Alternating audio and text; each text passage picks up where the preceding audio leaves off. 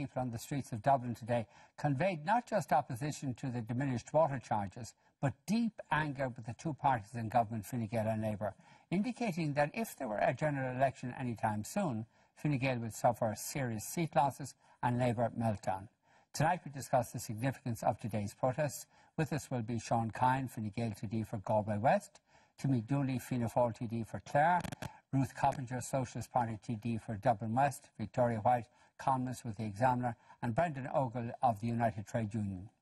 We start with Atpeace Makita, who is from Detroit, and she's a member of the Detroit Water Brigade team. She came to Dublin for today's protest. What is this Detroit Water Brigade team? Detroit Water Brigade consists of just concerned citizens in the city of Detroit who saw a crisis. The city had announced earlier this year that they would be turning off 3,000 families a week. So several of us turning water off of 3,000 families per week. Yeah. So that's a crisis. So we got together and got donations of water, got donations of rain catchment kits, of funds to help families, and really just started to mobilize on the ground, making sure that families have water. This is because those families were not paying water charges? Partially. The customers themselves were the residents, low-income residents who could no longer afford the water rates. They were definitely penalized for it. If you were delinquent on a bill, $150, I'm not sure how much that would be in euro, but it's very a low amount of money.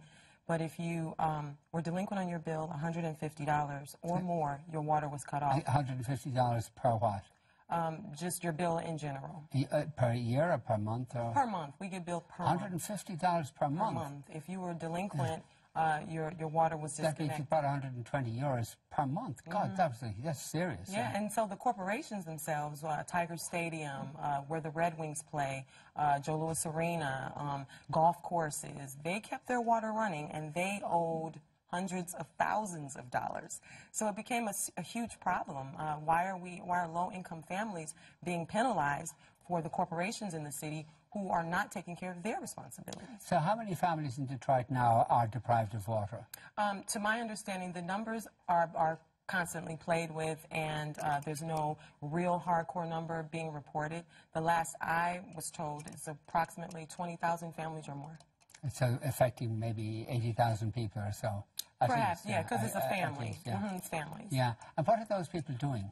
What are they doing for water? Water is essential. It's very essential. I've experienced having my water shut off before with myself and my small children, and it's not easy. A neighbor allowed us to run a water hose from his home to ours. We had to get containers and barrels and fill them up to flush our toilet, you know, to eat, to bathe ourselves. It's a huge inconvenience. Psychologically, is probably the hardest part of it. The trauma of knowing that your life, you know, you need water to live, and knowing that you now live in a society where you're not valued. Like, your life doesn't mean anything if you don't have a piece of paper. Like, that was the most traumatic part to explain to my children. Like, you know, we are considered less than human because we didn't have what this utility company said we needed to survive. Was the water service privatized in Detroit? It's not publicly made that it's privatized, but it's pretty clear that it is privatized, just how the system is working. To my understanding, there are private sectors within the water department now, since our bankruptcy, that have been allowed into the water department as consultants. It's essentially a public service. It's run by the Detroit city council. It used to be. We were appointed an emergency manager, and that emergency manager pretty much became the This is leadership. after Detroit went bankrupt. Yes. Mm-hmm. Yeah. It's a representation of the extent to which the more vulnerable sections of the Detroit population were most affected by the bankruptcy, yes, for which they had no responsibility. Yes, exactly. Yeah. Are you disappointed, generally here, that some of us had thought that Barack Obama's coming to the presidency of the United States would change things a bit, that there would be less poverty, approximately 40 million Americans are in poverty, according to the official census results, and particularly members of the African American community. But things don't seem to have changed at all. In fact, they may have got worse. Yes, I agree. I agree. Education is probably the most powerful tool that we have right now. And just because you appoint someone into office who looks like you or who may be able to relate on some level to you cannot change the mindset of a mass of people that has been inbred in them for hundreds of years. So it was kind of, I guess, it wasn't an answer or solution to the bigger problems that African Americans face in the United States. You came to Dublin on Sunday, you said, and you've been around all the pubs and drinking too much. What did you think of today's protest? Today's protest was phenomenal. Oh, my God. I was just so overwhelmed. I mean, I actually had a moment of crying where I was just like, I cannot believe that this many, souls on the planet, this many people, are ready to stand for what they believe in.